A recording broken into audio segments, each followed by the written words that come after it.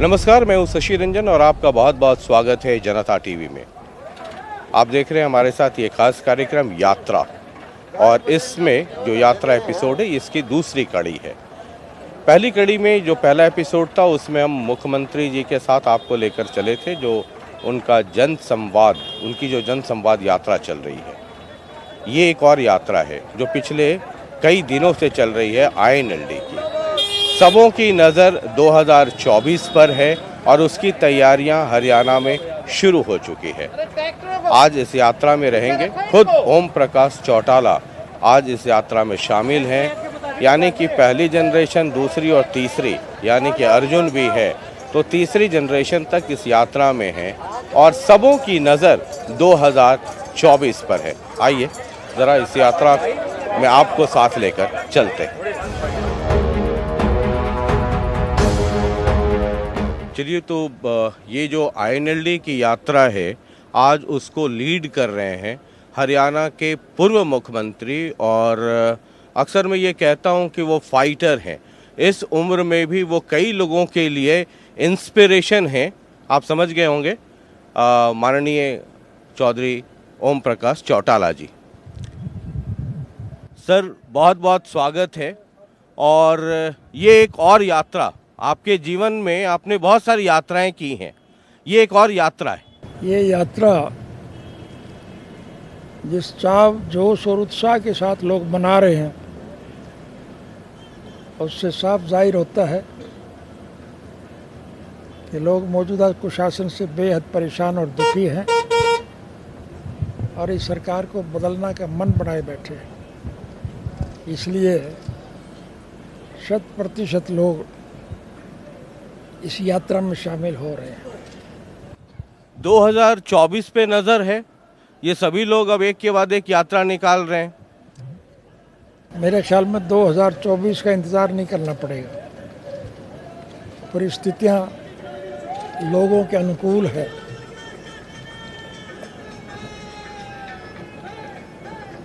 गठबंधन टूट जाएगा, गठबंधन टूट जाएगा और सत्ता से जुड़े हुए लोग, सत्ता पक्ष के चुने हुए लोग उस पार्टी को छोड़ के भाग रहे हैं।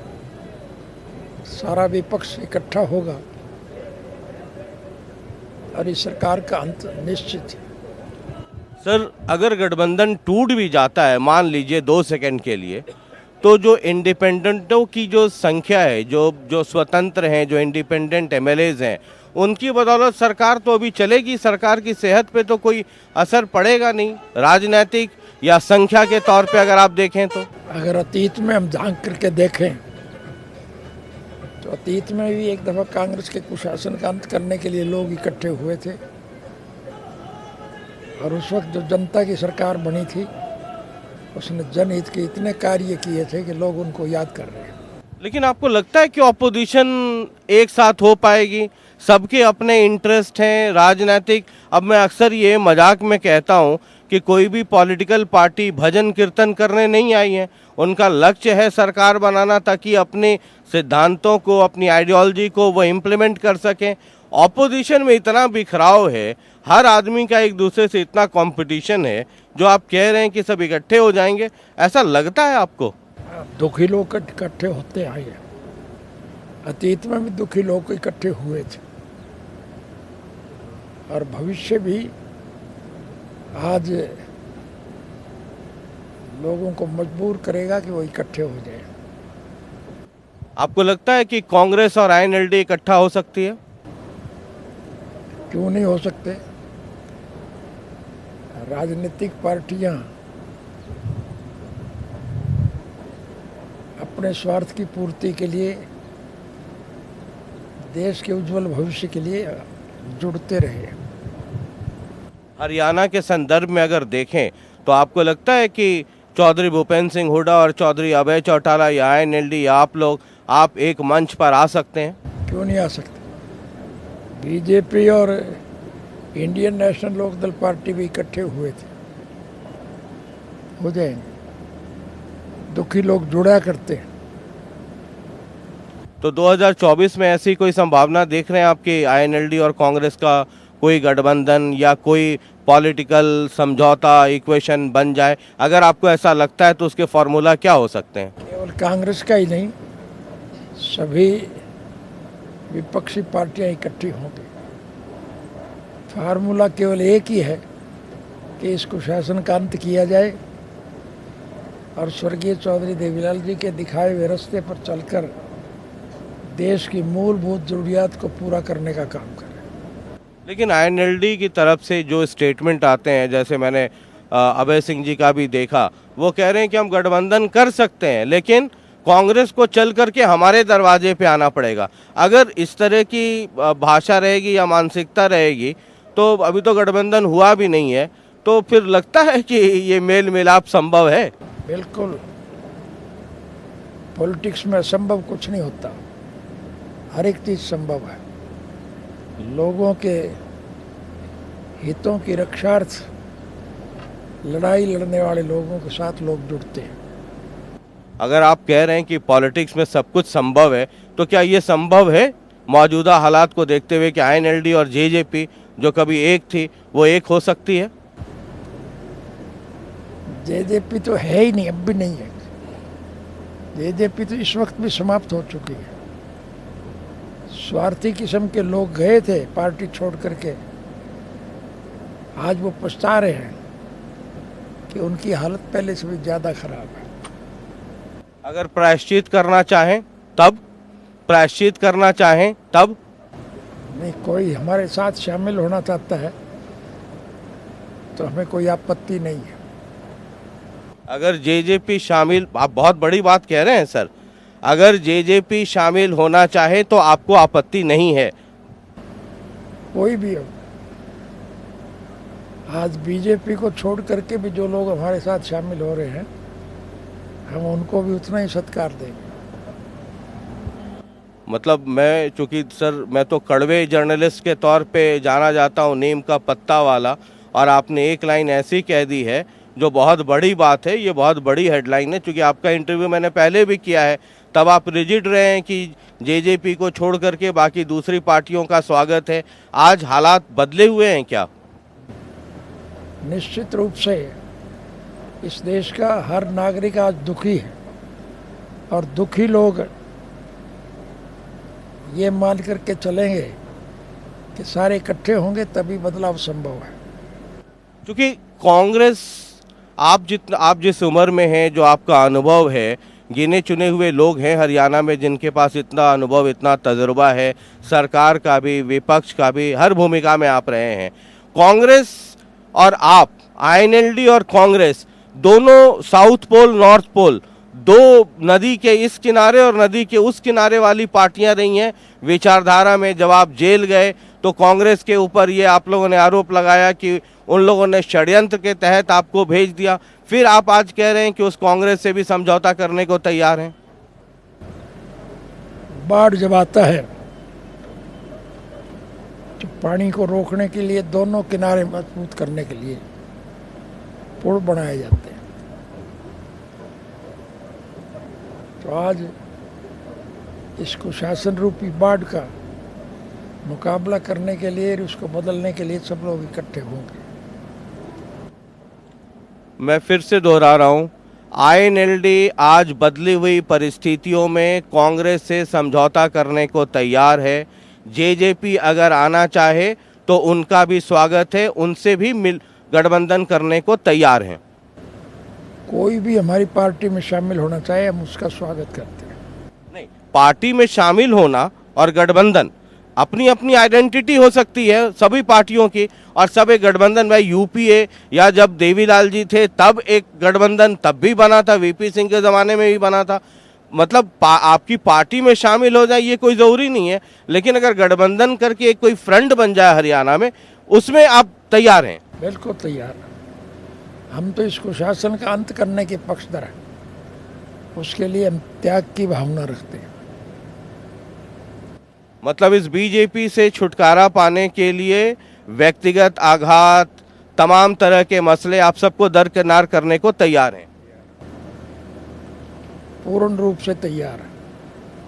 बातचीत हुई है या सिर्फ ये आपके मन में अभी ख्याल है? बातचीत चल रही है। आ रहे हैं, बातचीत समझौते के नज़दीक पहुंच चुकी है। बहुत जल्द सारी पार्टियां इकट्ठी होंगी। ये आप देश के कॉन्टेक्स्ट में कह रहे हैं, राष्ट्रीय स्तर पे या हरियाणा के स्तर पे? राष्ट्रीय स्तर पर पूरे राष्ट्र के हर प्रदेश के लोग कुशासन से दुखी हैं, इसलिए दुखी लोग जुड़ना चाहते हैं। बिहार में एक क्लासिक एग्जाम्पल है, लालू और नीतीश किसी ज़माने में लंगोटिया यार हुआ करते थे, फिर दोनों अलग अलग चले गए और अलग अलग दूरियां इतनी बढ़ गई कि बातचीत तक बंद थी, और फिर एक वक्त ऐसा आया कि दोनों वापस साथ आ गए, फिर अलग हुए और एक बार फिर वापस साथ आ गए। क्या हरियाणा में कोई ऐसा एक्सपेरिमेंट होता हुआ नजर आता है? आपको लगता है कि लोगों की जो सेल्फ ईगो है, जो अहंकार है, उसको अहंकारी मैं कहता हूं, वो इतना कॉम्प्रोमाइजिंग स्टेज पर है कि सब इकट्ठे हो जाएंगे? निश्चित रूप से हो जाएगा। हर आदमी परेशान है और परेशान आदमी इस परेशानी से छुटकारा कैसे हो सकता है उसके लिए तैयार है। जेजेपी वाले भी परेशान हैं क्या? बिल्कुल परेशान है। कैसे? जैसे जेजेपी के लोग भी छोड़ के भाग रहे हैं। जिस उम्मीद के साथ लोग हमारी पार्टी को छोड़ करके गए थे, आज उनको परेशानियां और बढ़ी हैं। इसलिए परेशान लोग उस परेशानी को दूर करने के लिए किसी के साथ भी जा सकते हैं। कभी अजय सिंह, दुष्यंत, दिग्विजय अपनी परेशानियों का जिक्र आपसे किया उन्होंने? राजनीतिक तौर पे पूछ रहा हूँ, ये पारिवारिक मसला नहीं है। राजनीति के तौर पर किसी व्यक्ति विशेष से बात नहीं हुआ करती, संगठनों से बात होती है। जेजेपी संगठन से कोई अभी आया कि भाई हम बहुत दुखी हैं इस सरकार में साथ जाने से आपके पास? ये मेरे कहने की आवश्यकता नहीं, आप स्वयं देख रहे हैं कि उस संगठन को छोड़ करके भी लोग भाग रहे हैं। इससे जाहिर है कि वो दुखी है। हरियाणा में एक मंच, और उस मंच पर आप भी हैं, अभय सिंह जी भी हों, भूपेंद्र सिंह हुड्डा भी हों, अजय जी भी हों, दुष्यंत जी भी हों।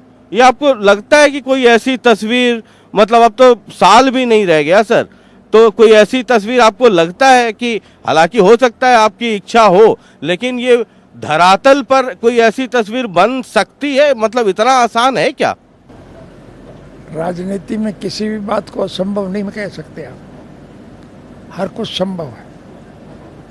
अतीत में झांक करके देखो, मुख्तलिफ विचारधारा के लोग अपने दुखों से छुटकारा हासिल करने के लिए इकट्ठे होते रहे,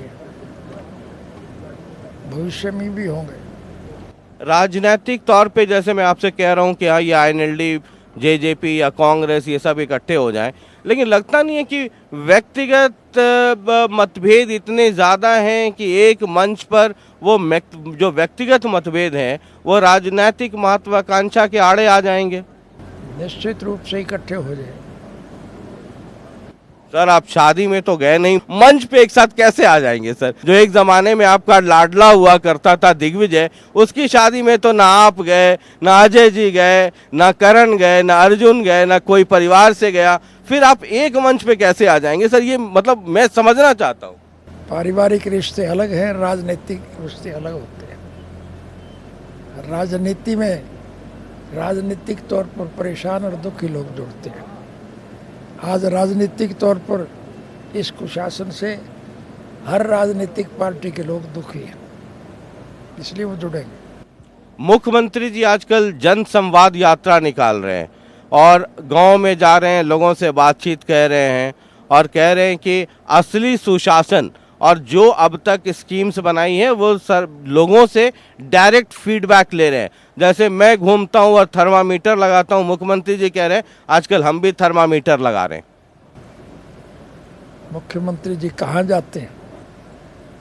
उनके हेलीकॉप्टर को लोग उतरने नहीं देते। गांव में बोर्ड लगे हुए हैं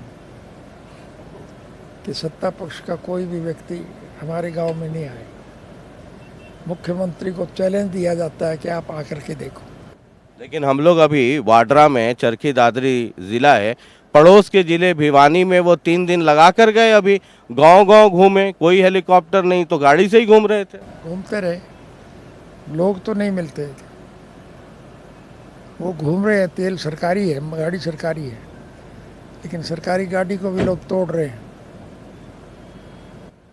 तो आपको लगता है कि 2024 में परिवर्तन आप देखते हैं? निश्चित रूप से उससे पहले ही परिवर्तन हो जाएगा। उसके पहले क्या हो जाएगा सर? उससे पहले गठबंधन हो जाएगा। गठबंधन टूट जाएगा? नहीं, सरकार टूट जाएगी और गठबंधन हो जाएगा विपक्ष का। अच्छा, विपक्ष का गठबंधन हो जाएगा, सरकार टूट जाएगी। तो सरकार टूट जाएगी तो इधर गठबंधन बने और उधर टूटे, तभी तो संभव है। यही तो है, ये तो निश्चित रूप से है। आप जनतांत्रिक तरीके से देखिए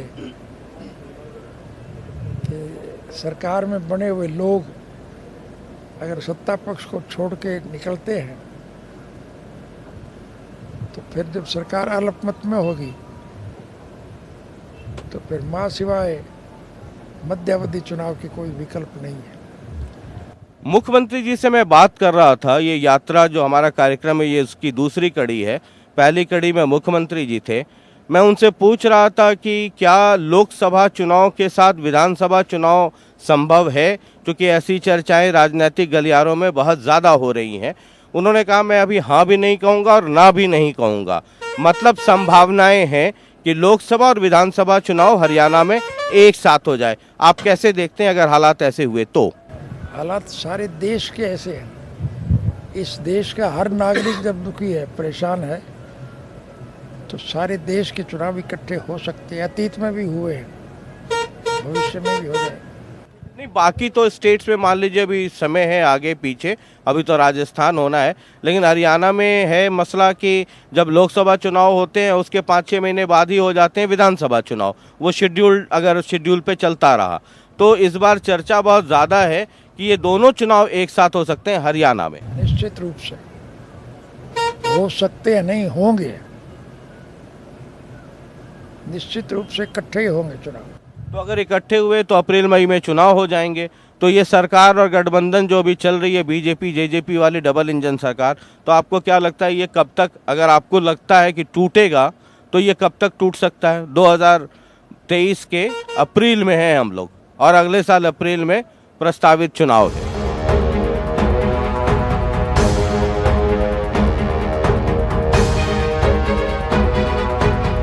ये अलग अलग जगह पे लोग मिल रहे हैं, ये यात्रा है और इस यात्रा में सब लोग साथ चल रहे हैं। और चूँकि चौटाला साहब उम्र बहुत ज़्यादा है और चलने में दिक्कत है तो ये बस में हैं, बाकी सभी लोग जो हैं वो पैदल इस यात्रा में चल रहे हैं। तो हम लगातार ये बातचीत कर रहे हैं।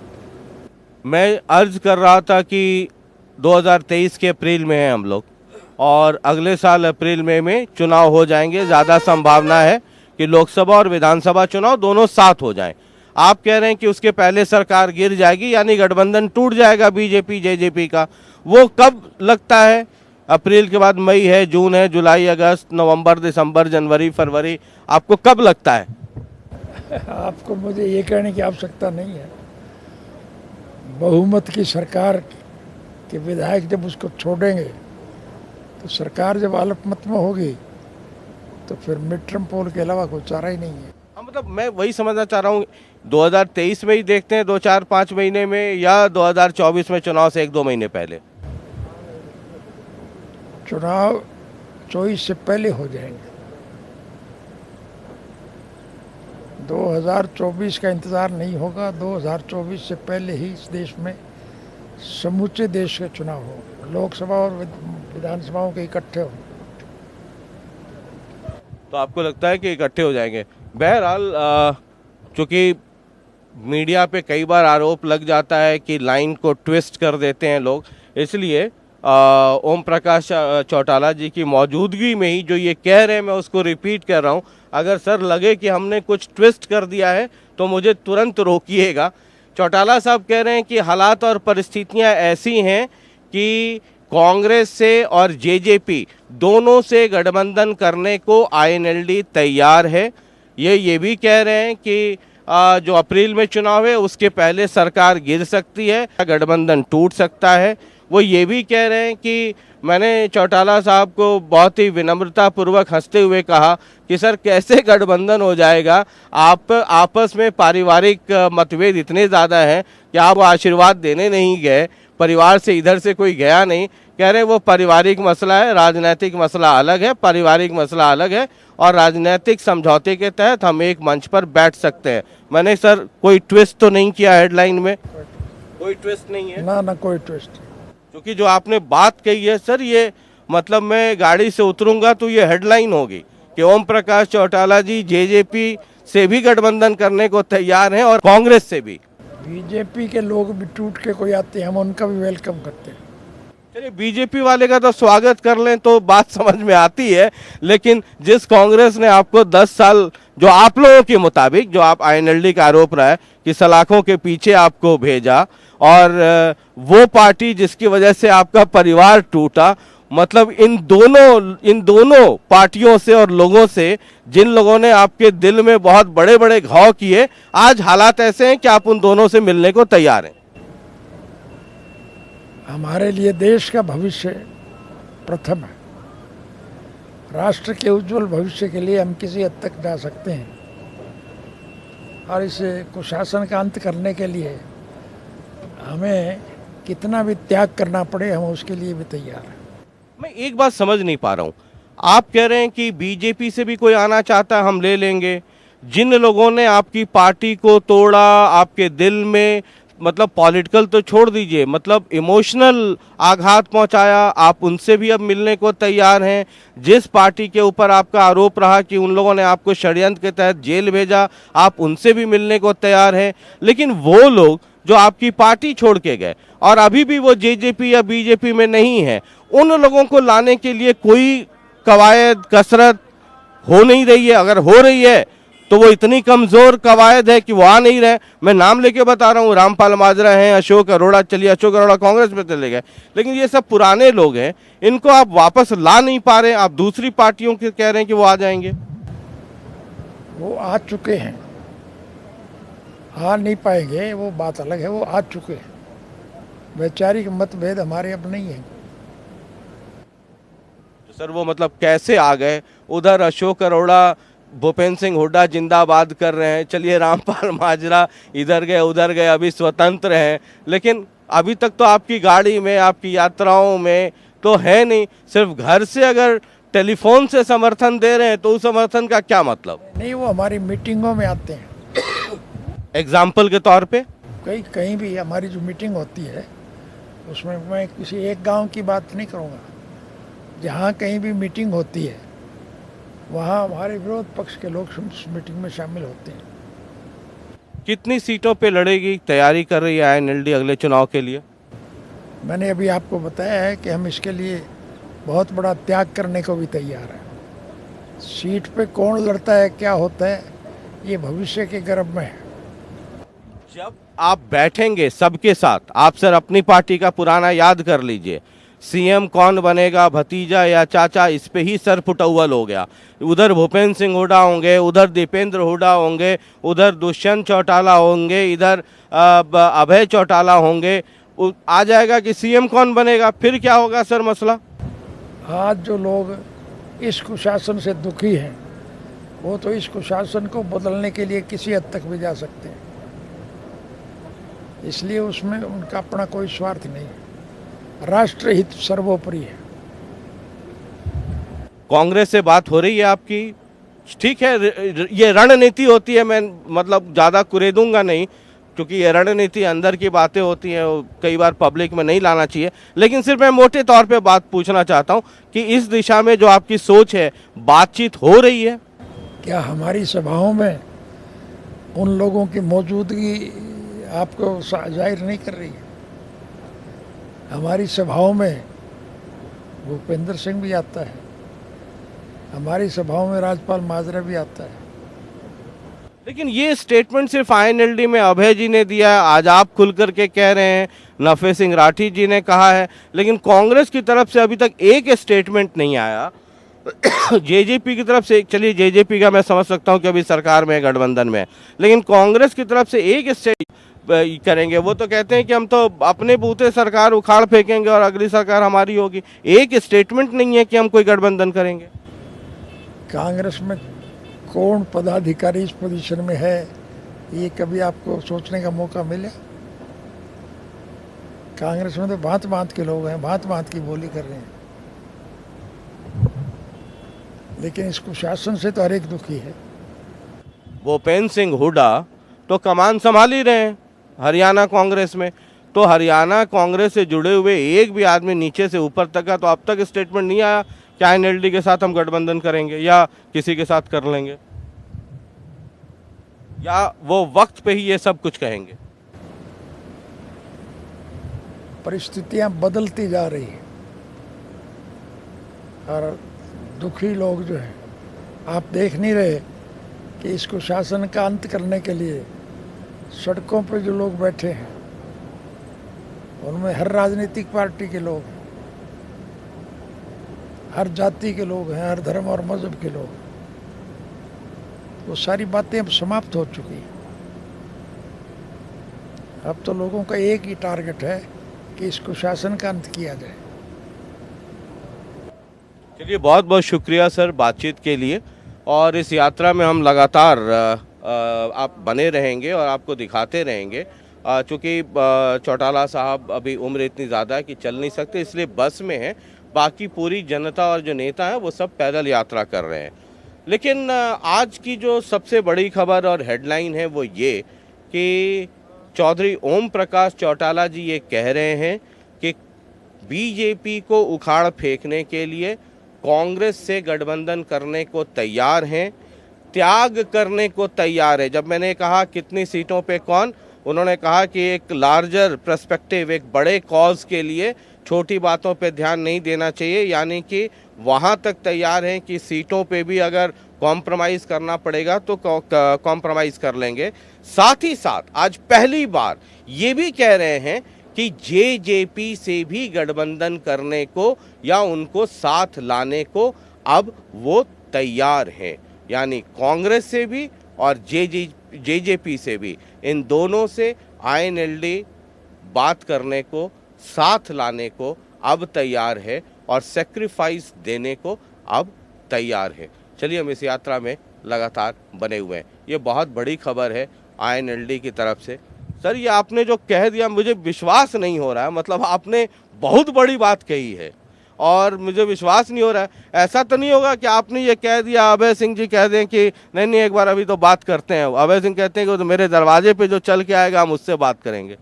दरवाजे उसी पे लोग आते हैं जिस दरवाजे में से कोई वातावरण अच्छा निकलता दिखाई दे। आज ये तो सबने मान लिया कि संघर्ष में सबसे ज़्यादा जुझारू जो है वो इंडियन नेशनल लोकदल पार्टी के लोग हैं।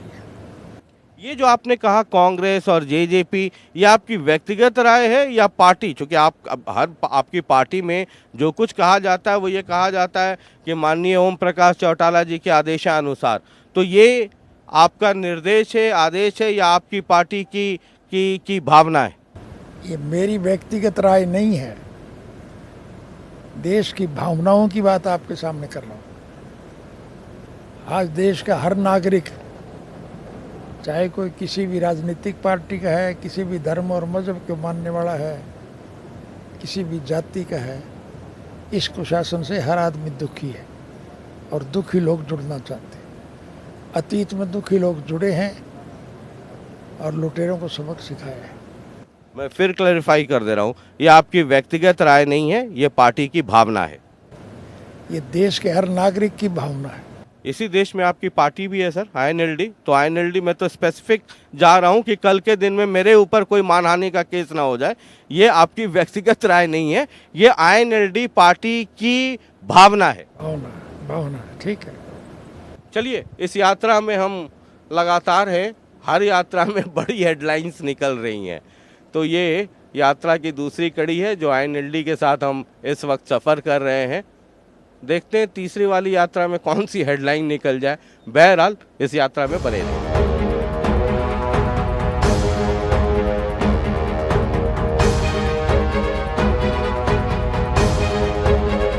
चलिए, तो हम इस यात्रा में हैं और अभी ओम प्रकाश चौटाला जी से बात हो रही थी और जो तीसरी पीढ़ी है इस पार्टी में, अर्जुन, अब वो भी आगे आ रहे हैं, पार्टी इनको भी प्रोजेक्ट कर रही है और अर्जुन आज इस यात्रा में है।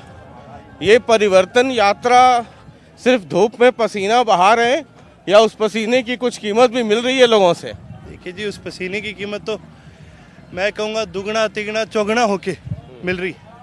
बड़े चौधरी साहब हमेशा एक बात कहा करते थे कि भाई संघर्ष ही जीवन है, संघर्ष करो, संघर्ष का फल अपने आप मिलेगा। हमारा काम ऑपोजिशन में रहते हुए सरकार के कुकर्मों को जनता तक पहुंचाने का काम है और जनता को एक विकल्प का रूप देने का काम हमारा ऑपोजिशन का हमेशा से रहता है। और आज के दिन हरियाणा में अगर कोई ऑपोजिशन की जो भूमिका अगर कोई निभा रहा है तो वो केवल और केवल इंडियन नेशनल लोकदल है, केवल चौधरी अभय सिंह जी। जब भी चुनाव होता है ऑपोजिशन इतने धड़ों में बटी हुई है, एक तरफ INLD है, एक तरफ कांग्रेस है, जेजेपी भी पिछले इलेक्शन में ऑपोजिशन में ही थी, ठीक है, अभी सरकार में है। इतने डिवाइडेड है कि जो आप लोग कहते हैं या चौधरी साहब कह रहे थे कि हम बीजेपी को उखाड़ फेंकेंगे, इतना डिवाइडेड ऑपोजिशन ये काम कैसे कर पाएगा? देखिए जी, चौधरी ओम प्रकाश चौटाला जी ने ऑपोजिशन को यूनाइट करने में सिर्फ आज ही नहीं, उन्होंने हमेशा कभी कोई कमी नहीं छोड़ी। यहाँ तक कि चौटाला साहब तो हमेशा एक चीज़ कहा करते हैं कि आदमी नहीं बड़ा होता, बड़ी जमात होती है। और आज सारा हरियाणा ही नहीं, सारा देश कह रहा है कि जी हम चाहते हैं कि कोई ऐसा विकल्प बने जो इस बीजेपी सरकार को इस देश से बाहर निकाल सके। और वो केवल तभी मुमकिन है जब सारे इकट्ठे होकर के सभी मिल करके इनके खिलाफ चुनाव लड़ने का काम करें।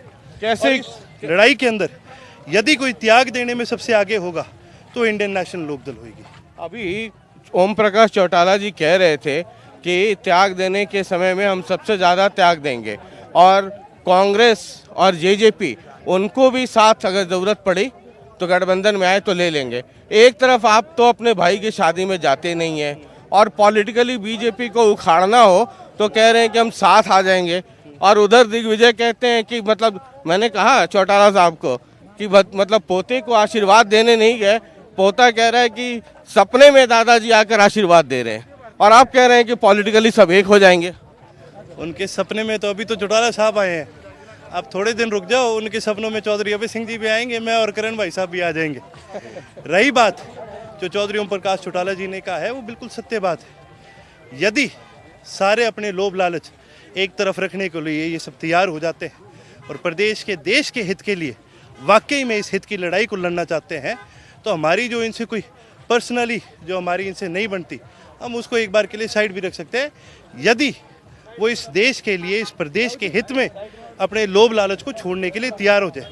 और अगर इन्होंने इसी प्रकार से करना है, कहीं 8% मांग लेते हैं, कि 10% मांग लेते हैं कमीशन, तो हरियाणा की जनता चाहे किसी के साथ गठबंधन कर ले, हरियाणा की जनता इनको कभी नहीं चाहेगी। ये जो एक बात चल रही है आजकल की, नफे सिंह राठी कह रहे हैं कि बीजेपी से छुटकारा पाने के लिए, उखाड़ फेंकने के लिए हम किसी से भी गठबंधन कर लेंगे, कांग्रेस से भी कर लेंगे। आज ओम प्रकाश चौटाला जी ने यहाँ तक कह दिया कि हम जेजेपी से भी गठबंधन करने को तैयार हैं, वो सरकार से बाहर आए।